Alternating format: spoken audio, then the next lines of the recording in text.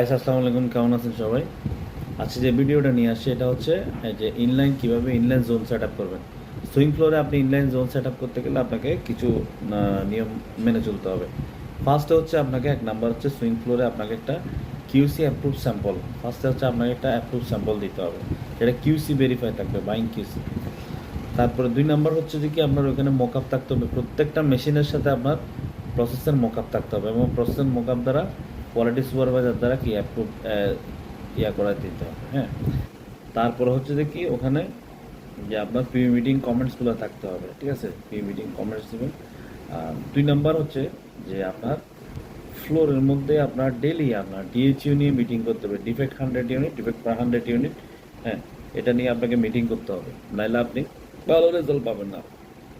তারপর হচ্ছে daily top 3 defects. আপনার সারাদিন অনেক ডিফেক্ট হয়, এর মধ্যে টপ 3 ডিফেক্টস কি, ধরেন যে কি আজকে ডাউন স্টেজে ওপেন সিম হইলো, ব্রোকেন হইলো, এই টপ 3 ডিফেক্টস নিয়ে আপনাকে ডেলি প্রোডাকশন ফ্লোরের সুইং, কোয়ালিটি, মেনটেনেন্স সবার সাথে মিটিং করতে হবে।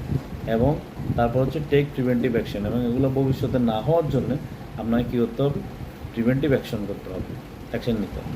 এবার হচ্ছে আপনার কারেক্টিভ অ্যাকশন, প্রিভেন্টিভ অ্যাকশন সবগুলো হচ্ছে আপনাকে নোট ডাউন রাখতে হবে। এই জন্যে কারণ হচ্ছে ভবিষ্যতে যাতে না হয়, যাতে হইলেও আপনার করণীয় কীভাবে করবে।